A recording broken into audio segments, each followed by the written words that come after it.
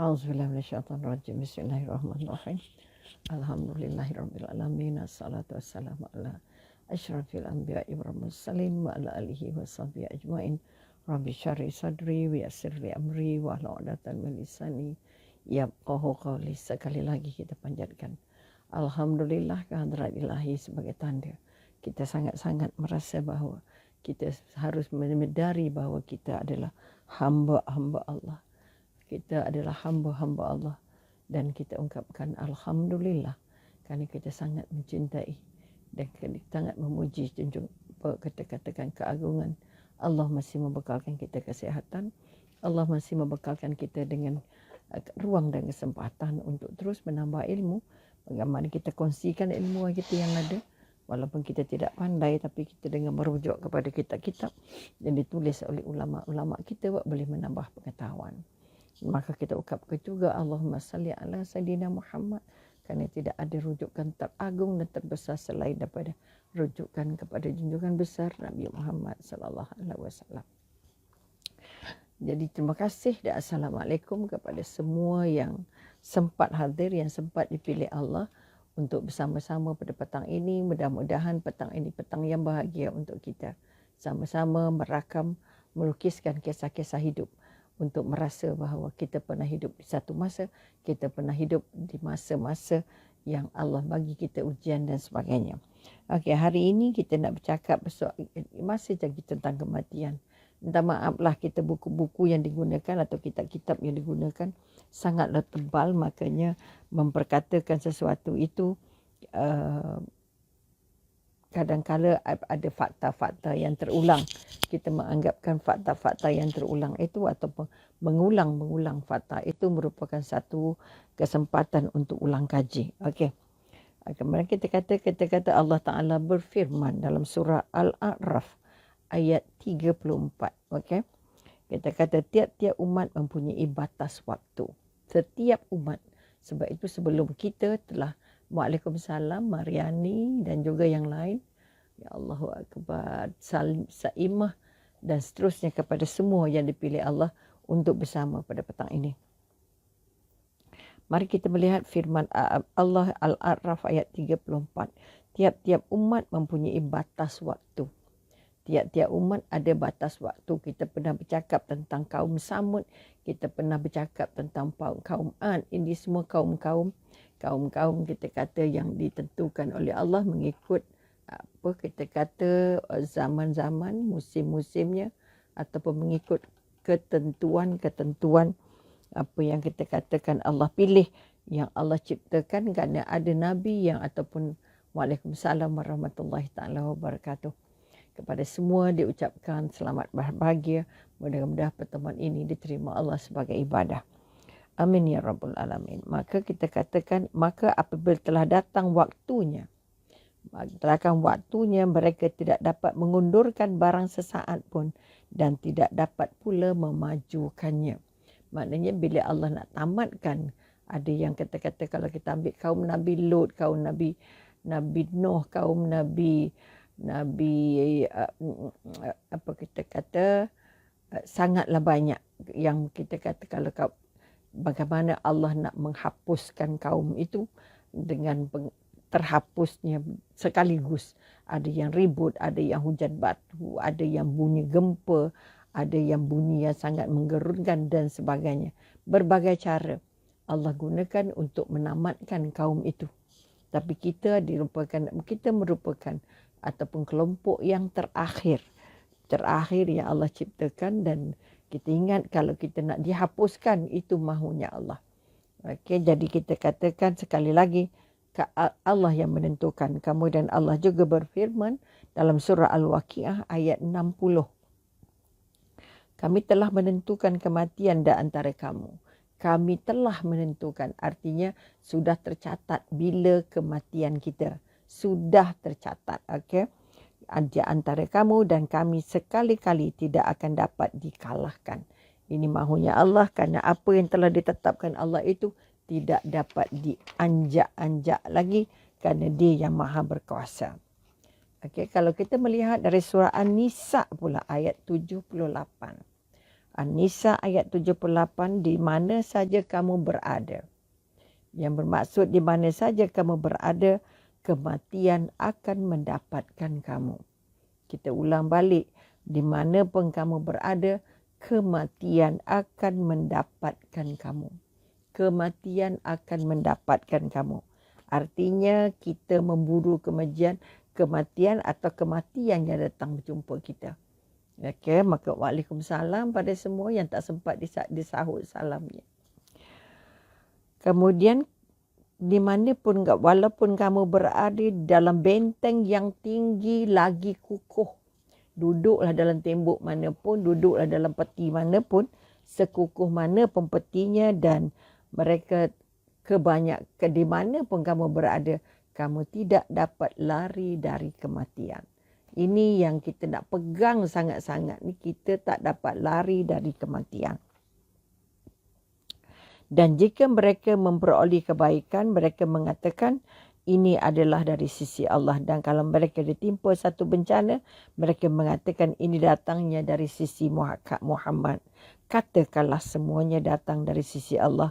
Maka mengapa orang-orang munafik hampir-hampir tidak memahami pembicaraan sedikit pun. Bermakna Allah nak bagi tahu mati itu bukan pilihan kita. Mati itu pilihannya Allah. Kamu nak percaya, kamu tak percaya, kamu nak taat atau kamu tak taat, tetap akan berlaku apa yang telah ditentukan oleh Allah. Bukan ditentukan oleh Muhammad, bukan ditentukan oleh manusia, tetapi ditentukan. Waalaikumsalam. Okey. Sihat selalu insya-Allah, insya-Allah. Berkat doa anak-anak sembang petang. Kemudian kita melihat daripada Allah juga berfirman dalam surah Al-Imran ayat 145. Okay? Sesuatu yang bernyawa tidak akan mati melainkan dengan izin Allah sebagaimana ketetapan yang telah ditentukan waktunya. Kita sudah bercakap tentang Lauh Mahfuz. Kita sudah bercakap tentang kitab yang sudah, kitab rahsia yang sangat rapi, yang kita kata kitab rahsia yang sangat rapi tulisannya, yang sangat lengkap tulisannya, tidak atau dia sangat rahsia sehingga kita kata Assalamualaikum, waalaikumsalam. Siapa itu tadi? Maka kita kata kekuatan kita ialah kita tidak akan mati melainkan dengan izin Allah sebagai ketetapannya telah ditentukan waktunya. Sekali lagi kita ulang, mati kita sudah ditentukan waktunya, sudah ditahukan tempatnya, sudah ditentukan tempatnya dan sudah ditentukan usianya. Ini kekuatan caranya. Segalanya sudah selesai, sudah dicatatkan kita kata 50,000 tahun sebelum langit dan bumi diciptakan. Jadi sekali lagi kita katakan setiap manusia mempunyai ajal yang terbatas dan tidak mampu untuk melampauinya. Siapa pun tak boleh lawan. Saya tak nak mati 60, saya nak mati 70, saya nak mati 80, tak boleh. Okay? Dalam keadaan apa pun, cara bagaimanapun.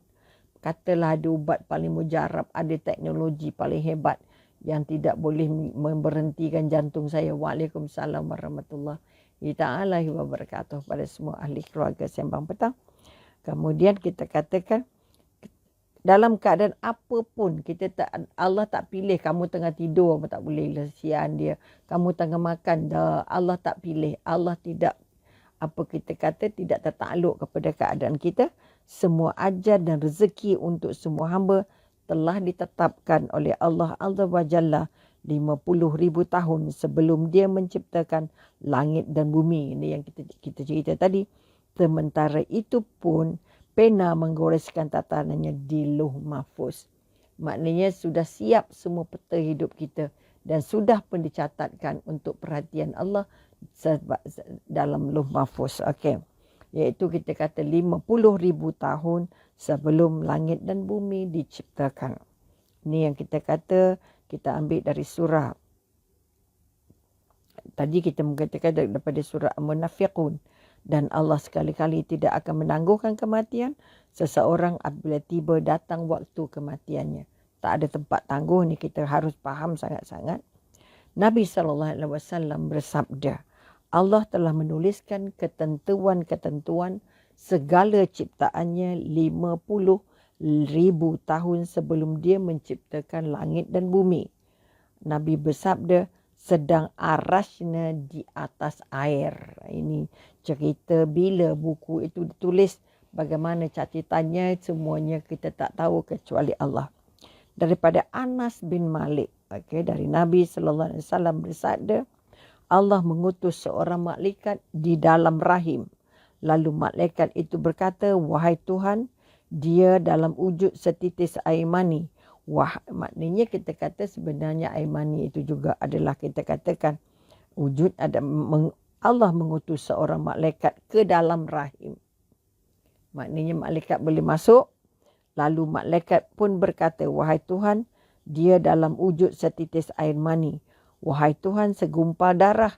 Wahai Tuhan, segumpal daging. Ketika Allah berkehendak menetapkan ketentuan ciptaannya, malaikat-malaikat berkata, wahai Tuhan, laki-laki atau perempuan, sengsara atau bahagia, bagaimana rezekinya, bagaimana ajalnya. Lalu malaikat menulis semua hal itu dalam perut ibunya. Artinya, kita keluar saja dari perut ibu, peta hidup sudah selesai disediakan. Ini yang dipesan oleh Rasulullah. Daripada Abdullah bin Mas'ud radhiyallahu anhu, dia berkata, Rasulullah sallallahu alaihi wasallam berbicara kepada kami, baginda adalah seorang yang jujur dan terpercaya. Siapa nak jadi pengikut Rasulullah, kalau tidak berlaku jujur, minta maaf banyak-banyak. Dan kalau kita kata orang yang paling dipercayai, kalau kita merasa tidak layak dipercayai, maka zikir banyak-banyak, selawat banyak-banyak, bertasbih banyak-banyak, minta dengan Allah supaya kita mampu dipercayai. Latih diri untuk bersih, latih hati untuk suci, dan belajar untuk jujur dalam setiap tindakan. InsyaAllah tak lama ataupun kita kata kita minta dengan Allah, ya Allah sucikan hati aku ini ya Allah. Okay. Apa yang dah kata Nabi berbicara dengan sahabat, baginda bersabda, tiap-tiap kamu dihimpun dalam perut ibumu selama 40 hari. Kemudian berubah menjadi segumpal darah, selama itu juga kemudian berubah menjadi segumpal daging, dan 40 hari juga kemudian berubah menjadi segumpal daging, selama itu juga, dan juga kemudian malaikat diutus untuk meniupkan ruh ke dalam dirinya dan diperintahkan dengan 4 kalimah. Ingat ini bagaimana Allah menciptakan kita dalam rahim ibu kita. Malaikat menuliskan pertama rezekinya. Ini yang sudah ditentukan. Rezekinya, ajalnya bila kematiannya, kemudian amalnya, dia nak jadi bagaimana di atas bumi, dan sengsara atau bahagia. Ini kekuatan-kekuatan yang kita nak angkat. Allah sudah pun menciptakan, menentukan apa kita kata, apa rezeki kita, bila ajalnya, apa amalnya, dan sengsara atau bahagia. Sebab itu dalam keadaan bahagia, syukur kita tidak boleh putus. Dalam keadaan sengsara, kita doanya tidak boleh berhenti. Kerana ini sudah dipetakan sejak kita dalam rahim ibu kita lagi. Dalam Sahih Muslim, terdapat riwayat daripada Abdullah bin Mas'ud, dan dia berkata, Ummu Habibah, isteri Nabi berdoa, sallallahu alaihi wasallam berdoa, ya Allah, biarkan aku hidup menemani suamiku Rasulullah, ayahku Abu Sufyan dan saudaraku Muawiyah. Okey, itu doa tu minta. Ibnu Mas'ud berkata, Nabi sallallahu alaihi wasallam menimpali dengan sabdanya, engkau meminta Allah tentang ajal yang telah ditentukan, tentang hari-hari yang terbatas, dan tentang rezeki yang dibagikan. Tidak ada yang dipercepatkan kematiannya sebelum ajalnya, dan Allah tidak akan menangguh kematian sesuatu setelah tiba ajalnya. Sekiranya engkau meminta kepada Allah agar dirimu dihindarkan dari siksa neraka dan siksa dalam kubur, maka hal ini lebih baik dan lebih utama. Maknanya Nabi membaiki doa yang dilakukan oleh Ummu Habibah Okey, dia minta apa? Nak teman suaminya, ayahnya dan sebagainya. Maka itu dibaiki oleh Rasulullah. Lebih baik kamu minta kepada Allah agar dirimu dihindarkan dari siksa neraka. Maknanya kalau ini dibaiki, artinya Allah nak kita amalkan doa ini. Okey, siksa neraka dari dalam, mintalah doa supaya dilepaskan dari siksa kubur. Okey, maka hal itu lebih baik dan lebih utama bagimu. Ini komen ataupun pembetulan yang dilakukan oleh Nabi Muhammad kepada isterinya yang berdoa, Ummu Habibah, maknanya anak Abu Sufyan dan saudara kepada Muawiyah. Maka kekuatan-kekuatan yang kita nak angkat ialah bahawa kita harus faham bahawa Allah sudah menentukan ajal. Jadi setiap hari adalah hari-hari kematian. Setiap umur adalah umur-umur kematian. Sebab itu kita nak tidak ada umur yang ditentukan, ini tak mati, ini mati, tak. Setiap menjelang hari baru, sebab itu kita kata tidur itu kematian kecil. Sebab itu doa, ya Allah ya Tuhanku, andai kata aku dimatikan ketika berada dalam tidur ini, maka mohon dimatikan dalam bentuk menyebut nama Allah. Maka persediaan kita sebelum mati, sebelum tidur, pasti banyak-banyak menyebut nama Allah, berzikir banyak-banyak, mudah-mudahan kita dimatikan dalam keadaan husnul khatimah. Kalau kita kata pengalaman bercakap dengan doktor, bagaimana orang itu akan ditidurkan, bagaimana orang itu akan dikomakan. Biasanya doktor akan menyuruh dia mengucap dulu, minta ampun dengan Allah dulu dan sebagainya. Okay, ini kekuatan. Takut-takut selepas koma tidak dapat bangun lagi, ataupun selepas ditidurkan itu tidak bangun lagi. Maka dibagi tahu. Sama juga pengalaman Umi sebelum menjalani operasi untuk lutut Umi, maka dikejutkan pukul 4 pagi. Walaupun operasinya pukul 10, tapi dikejutkan 4 pagi. Ini jururawat yang dulu-dulu lah. Jururawat yang sekarang kita tak tahu. Kalau yang dulu-dulu dia kata apa, mandi dulu, basahkan kepala, basuh kepala bersih-bersih, minta ampun dengan Allah, berdoa dan lepas tu ambil uduk, taubat banyak-banyak supaya kita mudah-mudahan operasi yang dijalankan itu dalam keadaan yang baik dan selamat sesuai dengan apa yang direncanakan. Jadi dia minta taubat banyak-banyak, buat solat taubat, buat solat apa yang patut minta kepada Allah supaya operasi yang akan dijalankan pada malam pagi esoknya itu berjalan dengan baik. Ini sebahagian daripada bakti jasa jururawat yang menyedari bahawa kematian itu ada di mana-mana. Walaupun yang nak dioperasi itu hanyalah lutut, jauh dari jantung, jauh dari organ-organ penting. Tapi tetap dia mengingatkan, kita tak tahu apa terjadi kerana setelah dibius, setelah kita ditidurkan, okay, maka kita tidak tahu kita akan dibangunkan lagi ataupun tidak. Sebab itu sebelum diinjek dengan ubat bius itu, kita diminta untuk beristighfar banyak-banyak. Mudah-mudahan kita terjaga setelah kita dibius. Ini satu daripada peringatan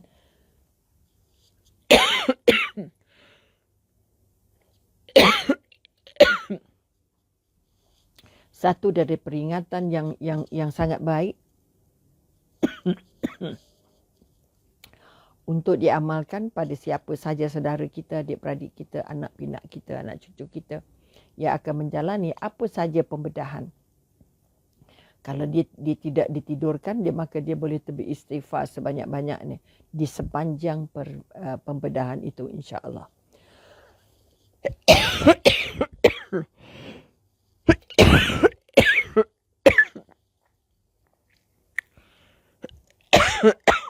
Ampun banyak-banyak. Okey, mari kita tengok sekali lagi. Firman dari surah Ar-Ra'd ayat 39. Ingat tadi Nabi membetulkan doa isterinya.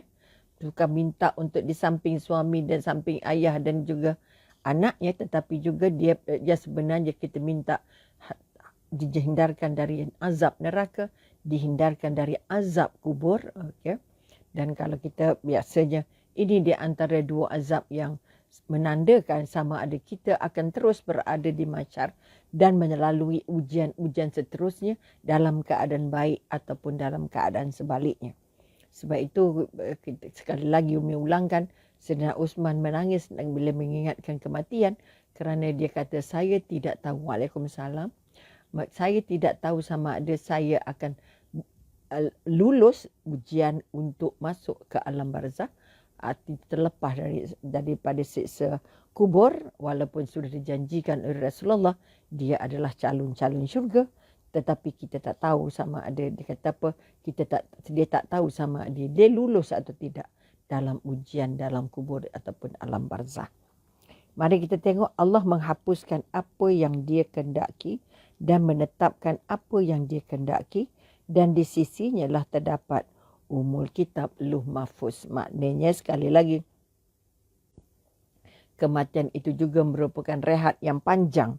Maka apa yang terjadi, rehat panjang kita adalah rehat yang sudah juga ditentukan di luh mahfuz. Nabi Muhammad SAW bersabda, siapa yang ingin dilapangkan rezekinya dan dipanjangkan umurnya, ini boleh panjang sebelum umurnya sampai, sebelum ajalnya sampai, maka hendaklah dia menyambung tali kasih sayang ataupun bisalaturrahim.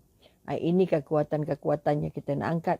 Mahal dan pentingnya silaturahmi, mahal dan pentingnya ukhuwah, menghubungkan silaturahmi di kalangan ahli keluarga dan juga menyambung ukhuwah dari segi persahabatan. Dalam konteks ini ada yang pertanyaan, jika Allah itu mengetahui segala sesuatu, maka apa maksud dari Allah menghapuskan apa yang dia kehendaki dan menetapkan apa yang dia kehendaki? Maka lebih dari itu, bagaimana dia menambah rezeki dan umur jika hal tersebut telah tertulis di dalam luh mahfuz.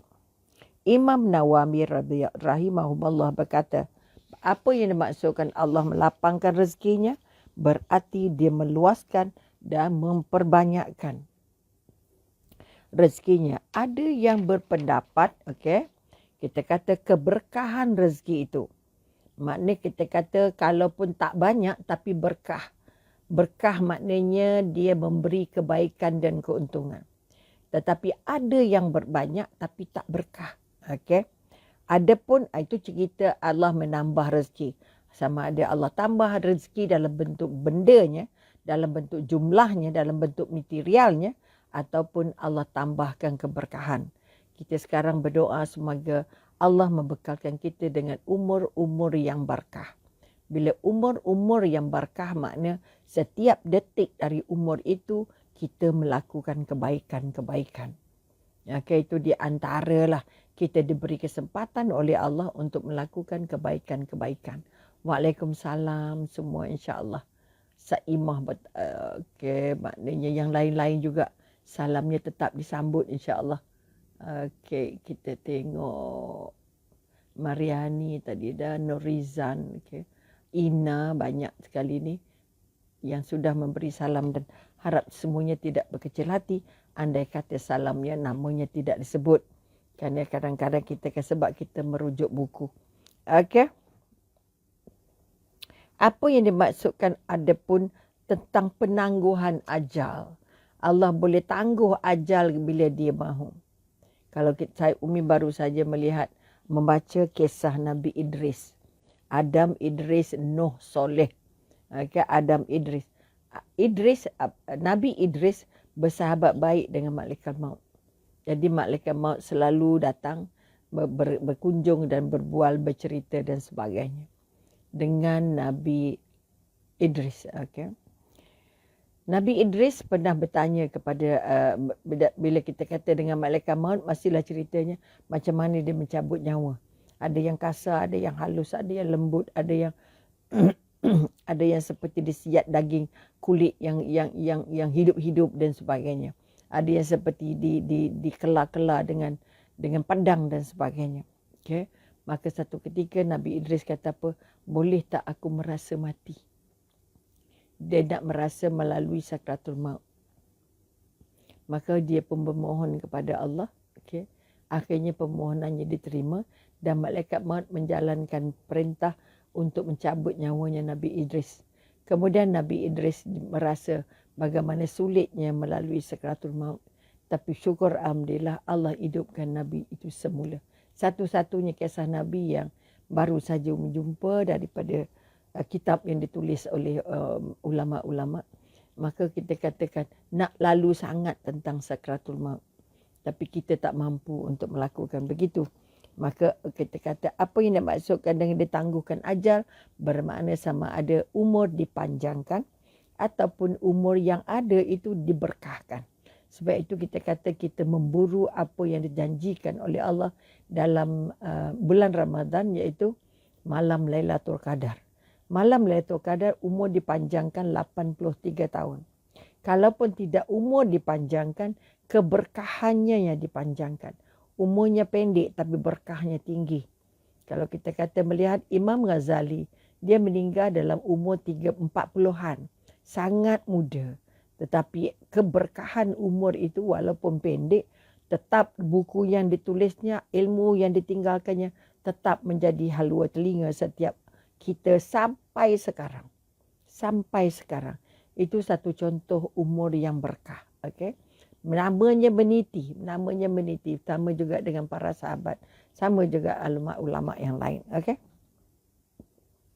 Kemudian dalam itu terdapat soalan yang popular bahawa ajal dan rezeki telah ditentukan. Tidak bertambah atau tidak berkurang. Ini pendapat ulama. Ada yang kata sama, ada yang tambah dan sebagainya. Ini kita kata khilaf. Khilaf maknanya perbezaan pendapat. Perbezaan pandangan. Okay? Kalau kita melihat daripada surah Al-A'raf ayat 34. Surah Al-A'raf maka apabila telah datang waktunya, mereka tidak dapat mengundurkan barang sesaat pun dan tidak pula dapat memajukannya. Nak bagi tahu sangat-sangat bahawa kematian itu mutlak miliknya Allah. Para ulama telah memberi beberapa jawapan tepat tentang soalan ini, antara lain bahawa penambahan bermakna keberkahan umurnya. Okay? Pertolongan berlaku taat. Pertama kita kata dia dah bagi berkah. Kedua dia tambah umur, dia bagi umur itu cepat-cepat jadi umur yang taat. Penggunaan waktu untuk hal-hal yang memberi manfaat akhirat. Ini yang kita kata apa yang dikata keberkahan tadi. Maknanya ilmu yang ada, umur yang ada digunakan untuk manfaat, mencari bekal untuk di akhirat, dan kita kata penjagaan waktunya tidak hilang atau digunakan dengan hal-hal yang tidak berfaedah, dengan hal-hal lain. Itu yang kita maksudkan dengan keberkahan umur. Maka mari kita semak diri kita. Sejauh mana masa yang kita gunakan, umur yang kita gunakan untuk menyediakan bekal kita ke akhirat. Bagaimana kita melihat penggunaan masa kita. Penggunaan masa kita cantik atau tak cantik, dekat atau tidak, dengan penyediaan perkara-perkara yang baik yang Allah suka. Kemudian kita tengok pula, kita kata waktu-waktu yang ada itu kita guna untuk apa? Berapa banyak waktu yang kita membazir. Sebab itu Imam Syafi'i kata apa? Kalau kamu dapat saja surah Al-As, itu satu pun sudah cukup untuk kamu menempah tiketnya syurga. Sudah mampu untuk kamu menjadi hamba-hamba Allah yang benar-benar diredai. Walaupun ayatnya pendek, wal-as demi masa. Maka umur itu masa. Okay? Masa yang Allah bekalkan. Sesungguhnya kamu manusia itu atau orang itu dalam keadaan merugi. Wahai orang-orang yang beriman, demi masa, mereka berada orang yang beriman ataupun pertama jadi orang beriman, mereka akan jadi rugi kecuali mereka yang melakukan, pertama dia beriman, kedua mengukuhkan imannya, ketiga dia menjaga untuk merasakan ataupun sabar dalam menjalankan ketaatan, dan dia bersungguh-sungguh untuk sama-sama mentaati Allah, memeriahkan agama Allah atau membantu apa yang Nabi lakukan. Maka kita katakan Jawapan kedua yang ada kaitannya dengan keberkahan umur ialah ada hal yang diberi kepada malaikat, apa yang tertulis di Lauh Mahfuz boleh jadi diberitahu kepada mereka tentang apa yang ditulis. Diberitahu, malaikat tak boleh tengok sendiri. Okay? Misalnya ketika menyambung tali kasih sayang. Sehingga jika dia menyambungkan akan ditambah usianya sebanyak 40 tahun lagi. Orang yang mengukuhkan atau menyambung silaturahmi akan diberi, ni setengah ulama mengatakan, diberi tambahan 40 tahun lagi.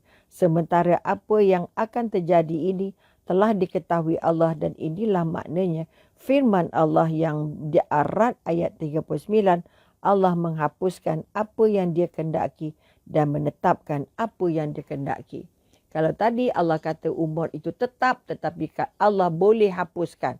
Dia boleh tambah lagi. Sebab itu kita kata menghubungkan silaturahim itu merupakan satu usaha yang sangat murni. Sehingga kita boleh diibaratkan ditambah umur sebanyak 40 tahun lagi. Jadi sebab itu kita kata ada orang yang usianya dah lanjut tapi dia kelihatan sihat walafiat. Ini kekuatan-kekuatan. Maksudnya kita kata sama ada Allah tambah dalam umur betul ataupun Allah tambah dalam keberkatan umur dia yang ada. Okay? Kemudian kita katakan dalam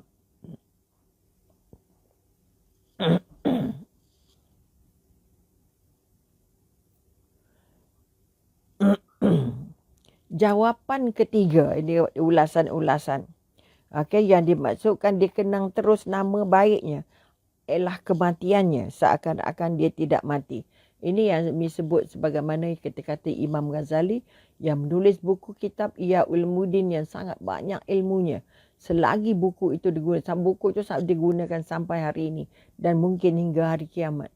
Bermakna walaupun umurnya pendek tetapi namanya tetap hidup. Jiwanya tetap hidup, ilmunya tetap hidup dalam jiwa manusia dari turun-temurun. Okay? Tidak akan mati. Okay? Mereka berpendapat, walaupun pendapat ini dianggap lemah, kita kata. Sedangkan Al-Hafiz Ibnu Hajar rahimahullah berkata, sesuatu yang telah terdahulu dari ilmu Allah tidak akan berubah dan diganti. Tidak akan berubah dan tak ganti. Bergantung balik pada apa mahunya Allah. Okay? Maka yang berkemungkinan berubah dan berganti ialah hal yang nampak pada pandangan manusia tentang amal yang dikerjakannya. Kalau kita kata Allah tambah amal dia, bagi dia cepat-cepat beramal, tidak terperangkap dengan kejadian-kejadian yang menyebabkan Allah murka. Boleh jadi juga berhubung dengan ilmu malaikat penjaga pengiring manusia sehingga terjadi penghapusan dan penetapan. Bila kita kata perintah Allah bagi pada malaikat, ini ditambah dan ini dihapus seperti penambahan umur dan pengurangannya. Ada umur yang dikurangkan, ada umur yang ditambah. Ini mahunya Allah. Sebab Allah hilangkan, Allah hapuskan apa yang dia hendak, Allah tambah apa yang dia hendak. Sebab itu tak boleh kata, oh saya ni agak-agak mati. Tak boleh. Kita tak boleh agak. Kerana Allah boleh tambah, Allah boleh pendekkan. Sedangkan suatu yang ada dalam ilmu Allah tidak memahami, tidak mengalami penghapusan atau penetapan. Ilmu Allah tidak ada kurang dan tidak ada penetapan. Sebab itu pengetahuan sebenarnya tentang hal ini hanyalah pada Allah. Okey, orang-orang yang diwafatkan dalam keadaan baik oleh para malaikat. Siapa yang dimatikan dalam keadaan baik? Daripada Muhammad bin Kaf Al-Quradi, dia berkata, apabila jiwa hamba mukmin telah tenang, jiwanya tenang, telah keluar dari jasad, ini orang beriman, maka malaikat maut mendatangi saya berkata, selamat sejahtera bagimu, wahai wali Allah. Allah mengirim salam kepadamu, kemudian malaikat mencabut rohnya. Ini kita kata nak dapat ketenangan ketika melalui sakaratul maut. Allahumma hwin alaina fi sakaratul maut. Jangan tinggal ketika selepas solat ataupun bila-bila pun.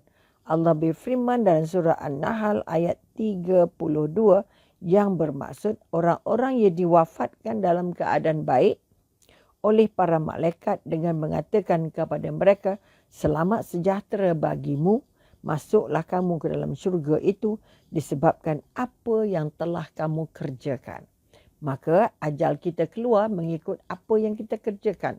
Kalau kerja yang kita buat itu baik, amal yang kita buat itu diterima, maka ajalnya akan lebih mudah, rohnya akan lebih mudah untuk keluar dari jasad. Daripada Jabir radhiyallahu anhu, dia berkata, aku mendengar Rasulullah bersabda, setiap hamba dibangkitkan dalam kuburnya sebagaimana keadaan saat dia mati. Seorang mukmin dibangkitkan dengan keimanannya, sedang seorang munafik dibangkitkan dalam kemunafikannya. Maknanya dia bangun dalam kubur bergantung kepada apa amal yang dibuat ketika dunia. Kalau amal yang dibuat itu mengukuhkan dia untuk menjadi orang mukmin, maka dia dibangunkan dalam keadaan yang selesa. Manakala yang munafik dibangunkan dalam keadaan yang kita katakan sangsara.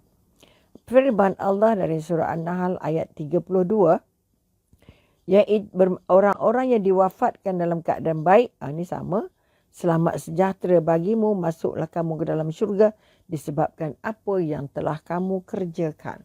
Ini janji Allah. Siapa buat baik, dia memang dibagi syurga. Jiwa mereka damai menghadap Allah. Ini orang mukmin selepas dari kesusahan dan azab kubur. Kita nak takut, ya Allah Tuhanku, jauhkan kami dari azab kubur. Jauhkan kami dari fitnah kubur. Ini kekuatan. Dengan syarat apa caranya? Menjaga iman kita, mengukuhkan iman kita, melakukan apa yang diperintahkan, meninggalkan apa yang dilarang. Sebab itu kita kata dalam melalui sakratul maut, malaikat akan mengucapkan selamat sejahtera untuk mententeramkan kita, untuk menyambut kedatangan mereka. Apa yang berdasarkan para malaikat, masuklah ke dalam syurga disebabkan apa yang kamu kerjakan. Artinya apa yang kamu kerjakan itu ialah ibadah sepanjang hidup kita. Maka sekali lagi kematian yang tenang itu, kematian yang baik itu, kematian yang mendapat salam selamat sejahtera dari para malaikat itu adalah mereka yang mati dalam keadaan tidak bawa dosa. Dalam keadaan dia sudah bertaubat. Dalam keadaan taubatnya diterima. Dalam keadaan dia terus istiqomah untuk melakukan kebaikan.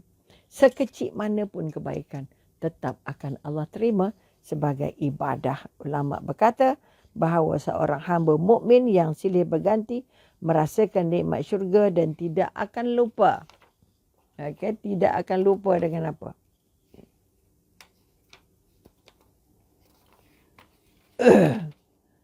Rasa manis kabar gembira malaikat maut yang disampaikan kepada mereka saat roh mereka dikeluarkan. Dan kembalilah hal ini dirasakan oleh orang-orang yang maksiat dan kufur. Maka sekali lagi kalau kita nak meninggal, diucapkan selamat sejahtera bermakna roh kita akan diangkat secara baik. Tetapi kalau sebaliknya, kita akan merasa sakit yang paling sakit. Selamat berpuasa sunat. Terima kasih insyaAllah. Kita sama-sama buat. Kalau boleh kita nak, apa kita kata, ibadah kita itu disembunyikan. Tak payah cerita ke orang. Kau cerita ke orang jadi kurang sikit pahala. Diam-diam. Kalau boleh tak payah sebut pun tak apa. Ini sifat-sifat ulama yang melakukan ibadah-ibadah sunat. Terima kasih banyak. Mudah-mudahan kehadiran kita ini diterima sebagai tali menghubungkan tali silaturahmi ataupun menghubungkan ukhuwah. Mudah-mudahan kita nanti ditemukan dalam keadaan mendapat hadiah hasil dari pertemuan ini. Oleh itu sekali lagi pada Umi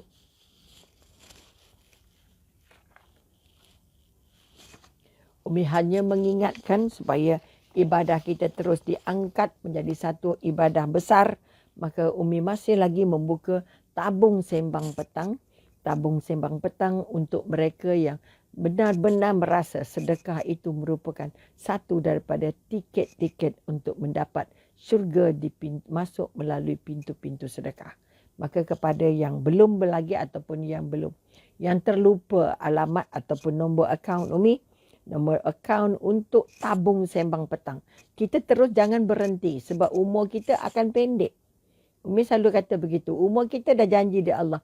umur tidak ditambah. Dan kita dalam saat yang paling pendek di dunia. Oleh itu Umi sediakan tabung sembang petang, nombor akaun Umi, banknya CIMB, okey. Nombornya 7602434160. Ini Umi tak kalau boleh semua ahli sembang petang senang untuk memberi. Kerana ini merupakan satu daripada proses untuk memberkahkan rezeki. Rezeki yang berkah tadi.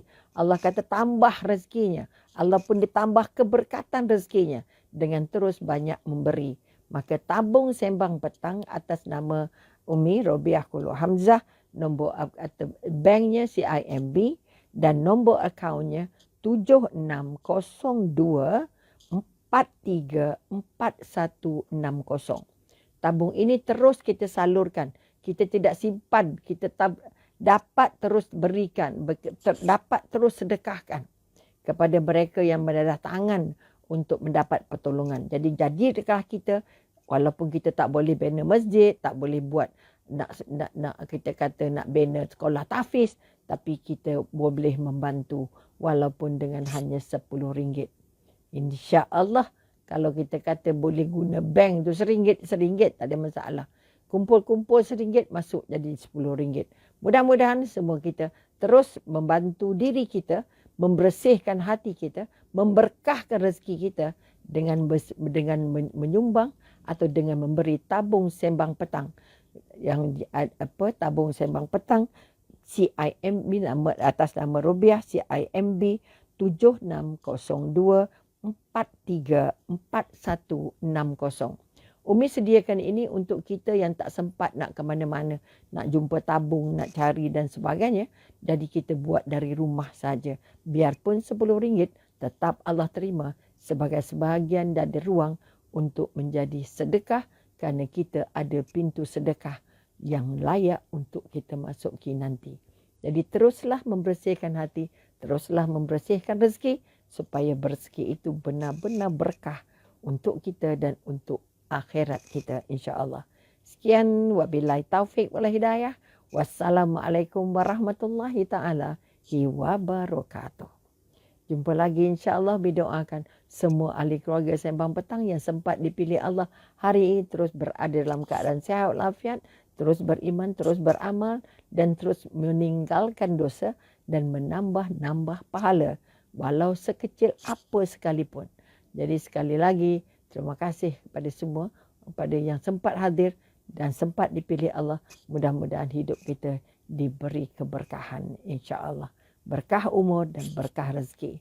Wabillahi taufiq wal hidayah. Wassalamualaikum warahmatullahi taala wabarakatuh.